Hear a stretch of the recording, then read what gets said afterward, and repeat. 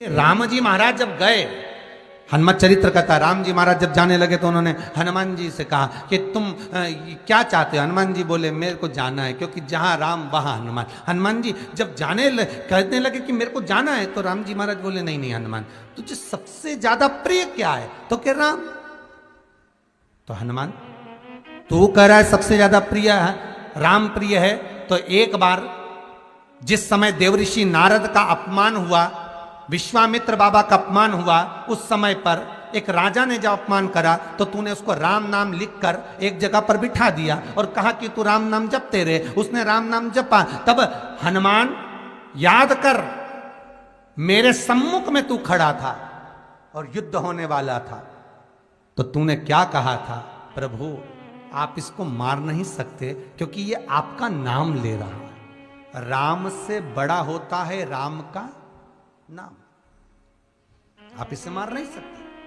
तब आपने ये संवाद कहा था, हनुमान बता तेरी प्रियता क्या है? हनुमान जी कहते हैं प्रभु आपने मुझे जगा दिया, क्योंकि मुझे श्राप ही ये मिला था कि तू जागेगा किसी के जगाने पर, आपने मुझे जगा दिया। इसलिए हे नाथ, अब मैं जाना नहीं चाहता, सत्संग करना चाहता।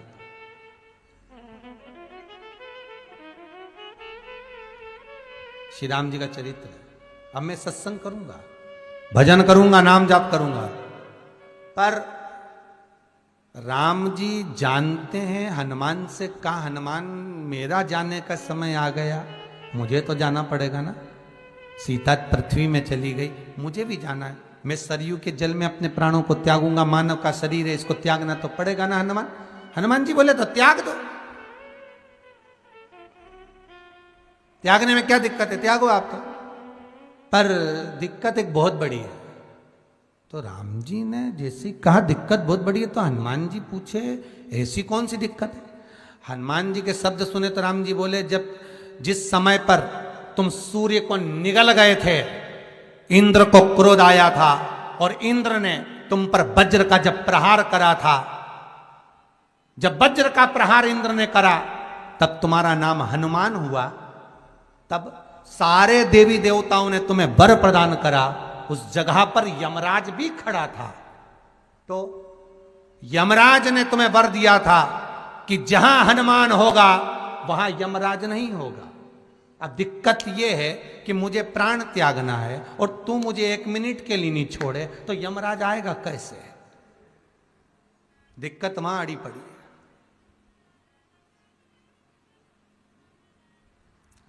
हनुमान जी मुस्कुरा के बोले राम जी महाराज से, प्रभु मैं आपके बिना रह नहीं सकता। तो राम जी बोले मैं भी जानता हूं कि तू मेरे बिना नहीं रह सकता, पर एक काम तो कर सकता है ना। क्या? मैं अगर कोई काम बताऊंगा तो तू करेगा कि नहीं करेगा? हनुमान जी बोले आपका काम और मैं ना करूं, ऐसा कभी हुआ है? जरूर करूंगा। ठीक है। बस अब राम जी महाराज ने सोच लिया कि हनुमान को जाने से पहले काम पर लगाना। अब वो कौन सा काम था? बोलो रे भाई। हनुमान जी को कहां काम पर लगाया राम जी ने? किस जगह पर काम पर लगाया? अरे सभी ने रामचरितमानस सुनी है, खूब सुनी, जल्दी बताओ। राम जी महाराज ने प्राण त्यागते समय, सरयू जी में प्राणों को देते समय, राम जी ने हनुमान जी को किस काम में लगाया था? कि राम जी ने अपने हाथ की एक मुद्रिका जिस पे राम लिखा हुआ था, वो मुद्रिका एक अयोध्या की एक सरंग में जमीन में डाल दिया और हनुमान से कहा जा जरा ढूंढ के लेके आ, मैं अभी घूम कर आया। और हनुमान जी तलातल रसातल भूमि के नीचे पताल में चले गए उस मुद्रिका को ढूंढने के लिए जिस पे राम लिखा है। और हनुमान जी पूछते भी जा रहे राम कहाँ है? राम की मुद्रिका पड़ी थी, राम की अंगूठी है, और राम का ही सत्संग करते करते जा रहे थे। और राम जी चले गए सरयू, क्योंकि हनुमान अगर होगा तो यमराज नहीं आ सकता। हनुमान को यहां से हटाना पड़ेगा, तब यमराज लेने के लिए आ सकता। तब यम आए, और क्योंकि यम अपने नियम को धारण करेगा। चाहे कृष्ण हो चाहे राम।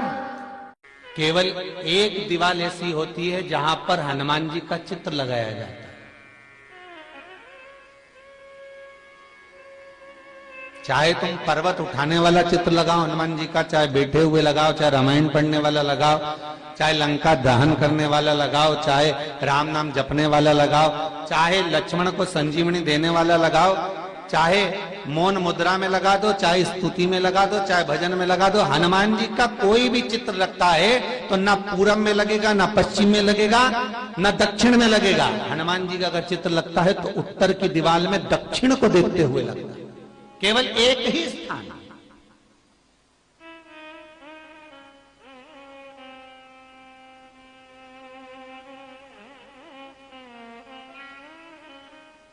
जैसे पूर्वजों के चित्र को, पितरों के चित्र को, गए हुए हमारे जीवों के चित्र को दक्षिण में विराजमान किया जाता है, उसी तरह हनुमान को उत्तर में विराजमान कर कर दृष्टि दक्षिण में कर दी जाती है।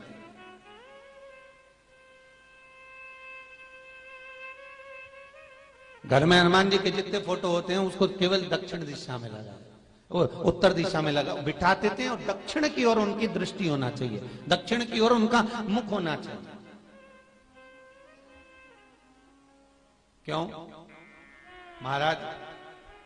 अगर व्यक्ति के जीवन में कोई बीमारी आने वाली है, व्यक्ति के जीवन में कोई रोग आने वाला है, व्यक्ति के जीवन में अगर कोई कष्ट आने वाला है, व्यक्ति के जीवन में अगर कोई परेशानी आने वाली है, व्यक्ति के जीवन में कोई एक्सीडेंट का योग भी बनने वाला है, तो शास्त्र कहता है वो दिशा दक्षिण से ही बनता है।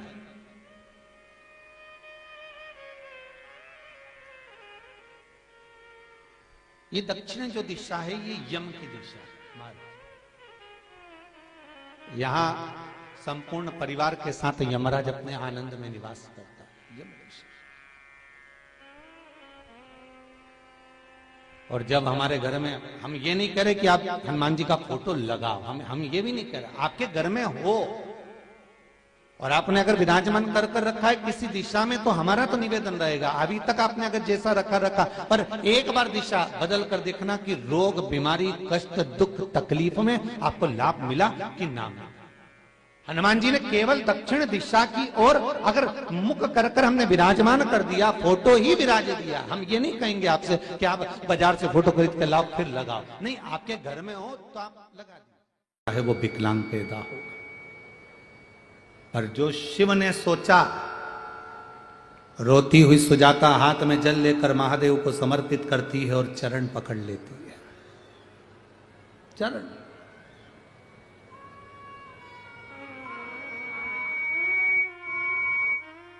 चरण पकड़े सुजाता। और अच्छे से समझ लो, बच्चा माइंड से विकलांग है। डॉक्टर ने कहा इस बच्चे का विकास नहीं हो रहा, बच्चे की बुद्धि काम नहीं कर रही है,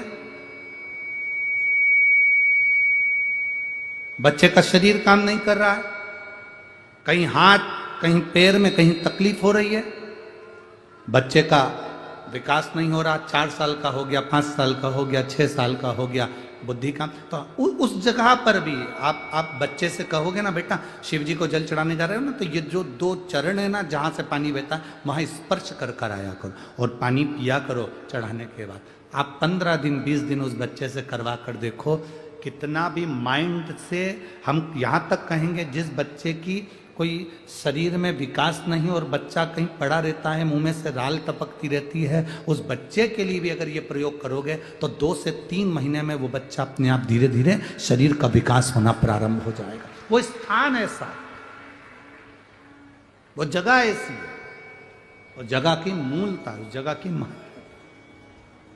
बोल बम का नारा है, अच्छे जम के बोलो जरा, बोल बम का नारा है। उस स्थान की मूलता बढ़ जाती, उस स्थान की मूलता। अब सुजाता रो रही है, शिव जी के चरण पकड़ लिए सुजाता, दबा रही है चरण। जल चढ़ाने के बाद जो चरण दबाया, रोती रोती कह रही है, मेरे पति ने मुझे श्राप दिया है, तेरे गर्भ में जो बच्चा होगा वो विकलांग पैदा होगा। तेरे गर्भ में जो बच्चा है वो विकलांग होगा। मेरा श्राप है, इसके गर्भ में जो बच्चा है वो विकलांग होगा।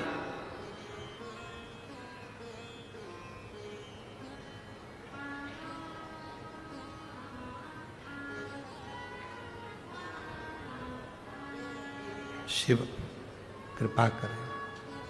सुजाता आंखों से आंसू बहा रही है, नैनों से नीर बह रहा है, रोती जा रही है, भीतर से अश्रु बह रहे हैं।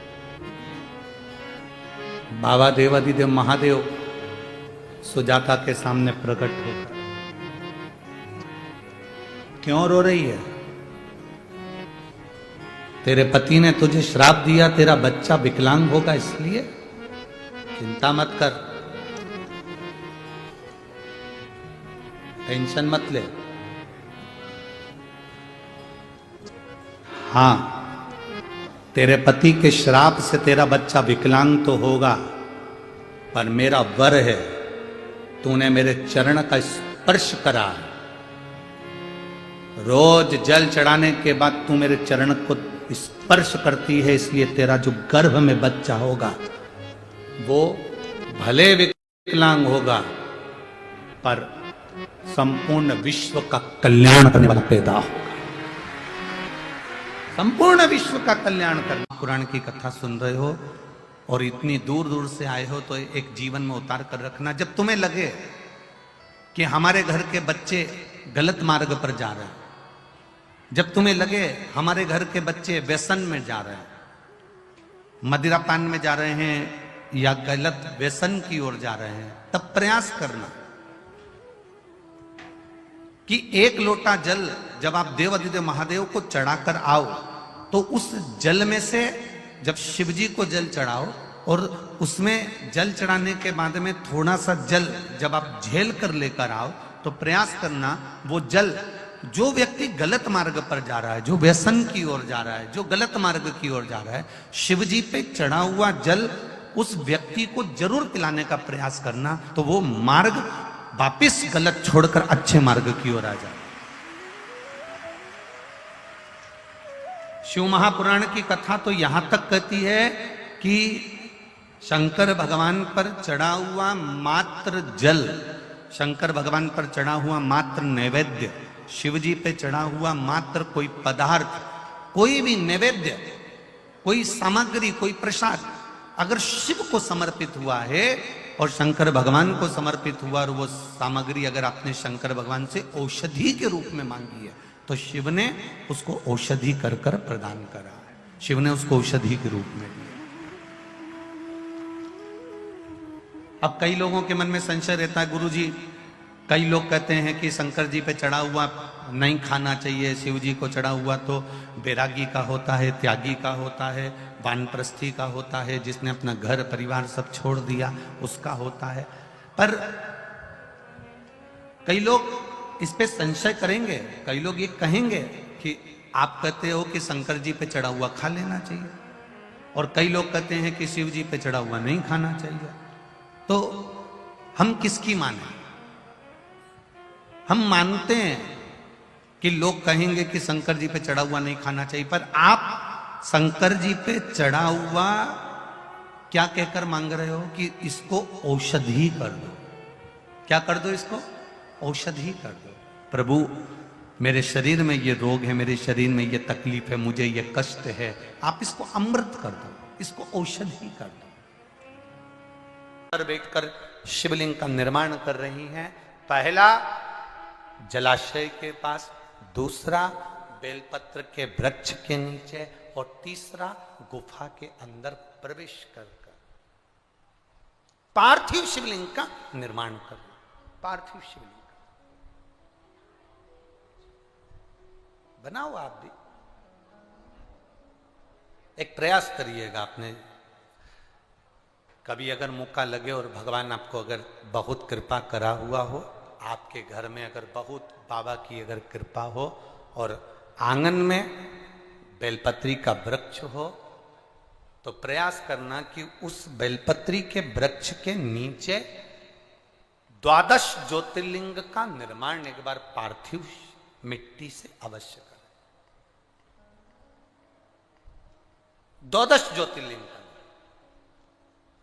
एक थाली में 12 ज्योतिर्लिंग का निर्माण कर कर एक ब्राह्मण देवता को, एक बुलाओ, 2 ब्राह्मण देवता बुलाओ, 5 बुलाओ, 7 बुलाओ, 11 बुलाओ, 21 बुलाओ, आपके ऊपर, ये आपके ऊपर।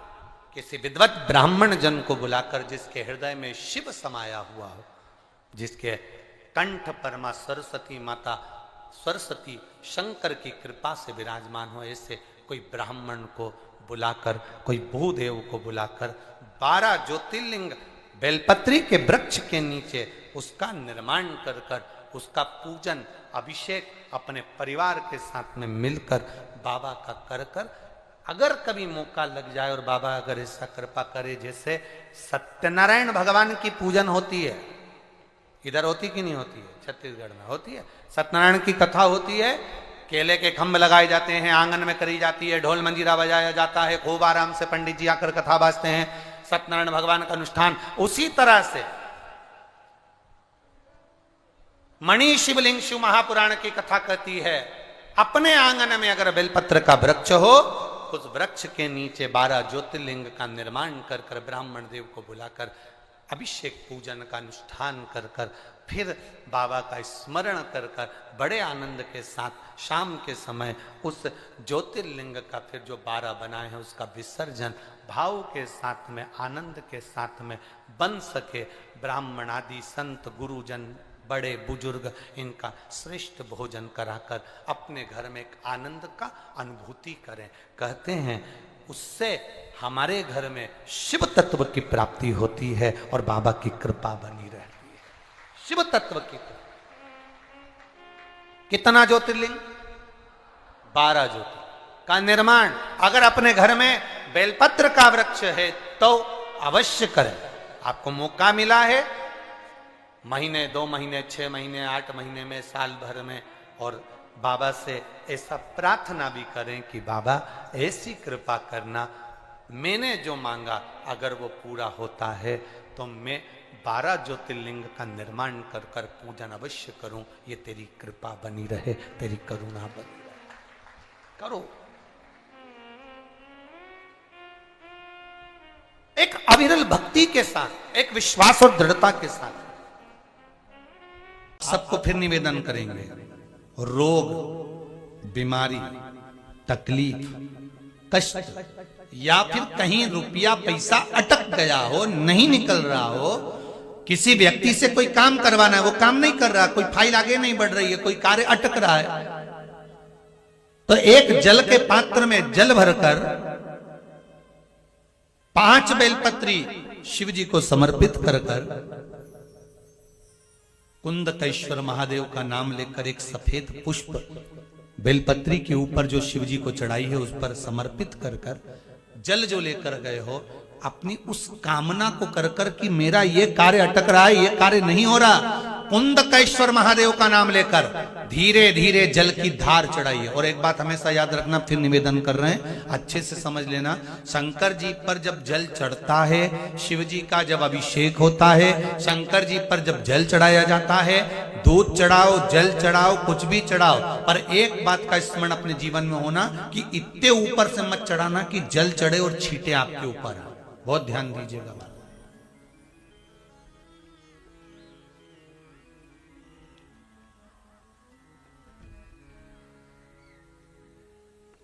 यहां तक वर्णन करा गया है कि शंकर जी का जल चढ़ा हुआ जहां से बहकर जाता है ना, उसको लांगा तक नहीं जाता। यहां लांगते हैं क्या? नहीं ना, परिक्रमा भी करेंगे तो वहीं से लौट कर वापिस इधर जाएंगे। शिव जी का जहां से जल बहकर जा रहा हो, चढ़ा हुआ जल जहां से बहकर जा रहा हो, उसको लांगा तक नहीं जाता। और कई लोग बड़े बड़े आनंद में शंकर जी पे इतनी ऊपर से जल चढ़ाएंगे तो वो छींटे पूरे अपने ऊपर आना चाहिए, शरीर पर आना चाहिए। नहीं नहीं, उसका दोष है हमारा, उसका दोष है।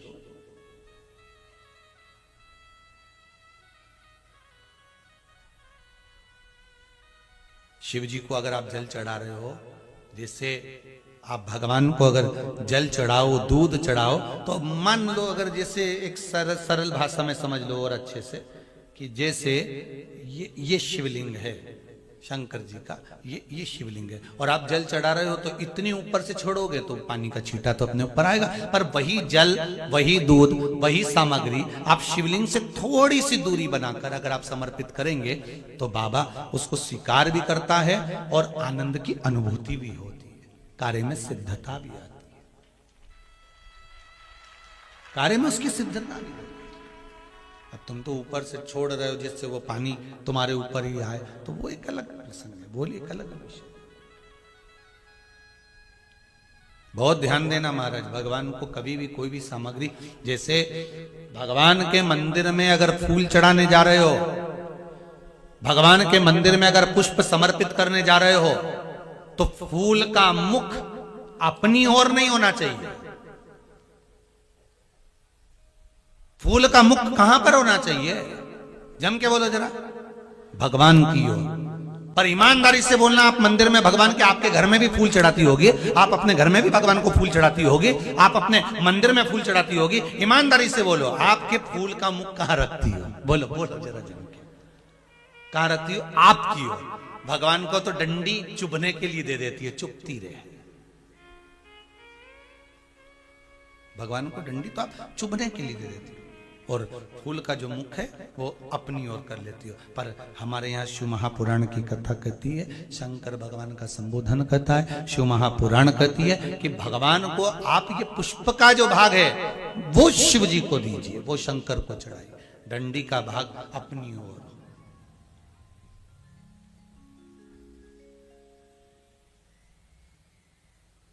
पर हम लोग तो उल्टे चलते हैं ना, आदत तो हमारी उल्टी है, डंडी शंकर जी की ओर, फूल का मुंह हमारी, हमको अच्छा लगना चाहिए, भगवान के सामने ऐसा जमात होगी है, भगवान के सामने ऐसा जमात होगी, भगवान भी मन में सोचे वो डंडी गड़ रही है गुलाब की। वृक्ष जिसको आपने लगाया ग्रीन शिवरात्रि के पवित्र अवसर पर, वो वृक्ष सुंदर कब बनेगा, जब आप उसमें एक लोटा जल चढ़ाते रहोगे और उस वृक्ष को देख रेख करते रहोगे और वृक्ष आगे बढ़ता रहेगा, उसकी सुंदरता जब है।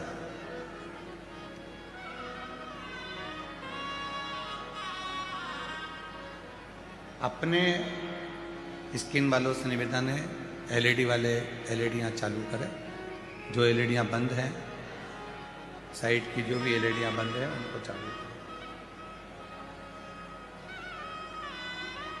अपने बच्चों को यदि आपको सुंदर बनाना है तो अच्छे संस्कार देना प्रारंभ करो। आवाज नहीं आ रही है कि एलईडी नहीं चल रही है? आवाज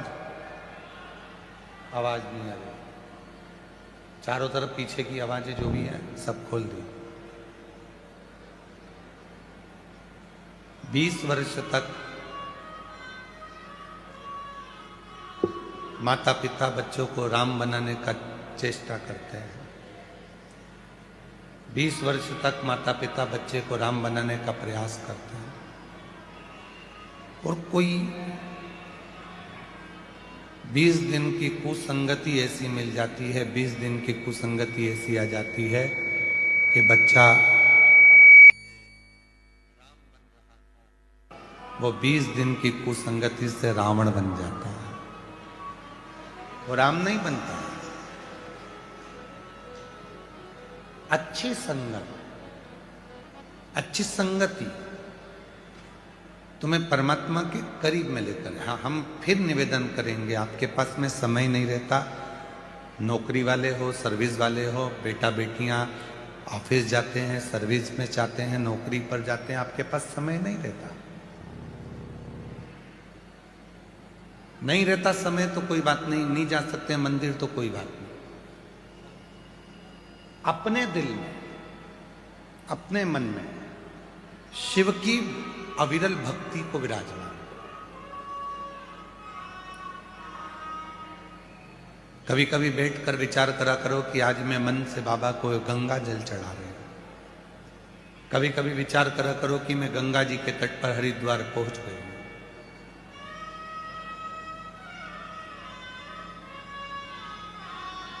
और माँ गंगा के तट पर हरिद्वार पहुंचने के बाद मैंने माँ गंगा का जल भर लिया है। आज मैं उस जल को लेकर महाकाल, बैद्यनाथ, भीमाशंकर, त्र्यंबकनाथ, मल्लिकार्जुन, रामेश्वरम जा रही हूं। भले नहीं गई, भले अपने घर पर हो, पर रोज प्रतिदिन एक ज्योतिर्लिंग की यात्रा करा करो। प्रतिदिन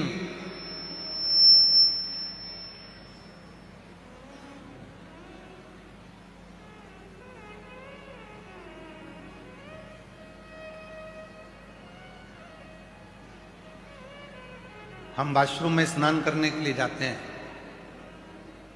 सीहोर में रहते हैं तो भी आप हमारी माता जी से पूछ सकते हैं।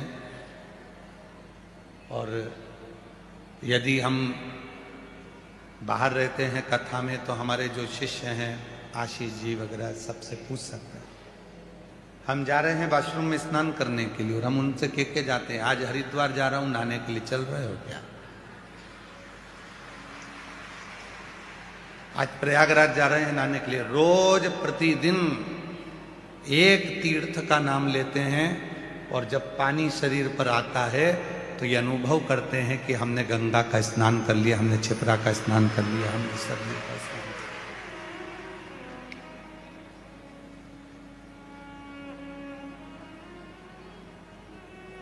शिव महापुराण में वर्णन आता है कि स्वयं तुमरुका जी ने नंदी से कहा है, हे नंदी, कली काल में संसार में रहने वाला मनुष्य जब मन से कोई विचार करेगा तो उस देवता को, उस तीर्थ को, उस सरोवर को, उस नदी को जाकर उस जीव का कल्याण कलिकाल में करना ही पड़ेगा। बुजुर्ग हो गए, पाँव नहीं चल रहे, घुटने नहीं चल रहे, शरीर नहीं चल रहा और बच्चों से कह रहे हो कि मुझे हरिद्वार ले चल, मुझे प्रयाग ले चल, मुझे यहाँ ले चल, और बच्चे नहीं लेकर जा रहे तो कहना बंद करो। स्नान करने के लिए जब आश्रम में जाओ तो बच्चों से कह दो आज मैं हरिद्वार जा रही हूँ नहाने के लिए, आज मैं प्रयाग जा रही हूँ नहाने के लिए। प्रेम जब अनंत हो गया तो रोम रोम। प्रेम की अनंतता में संत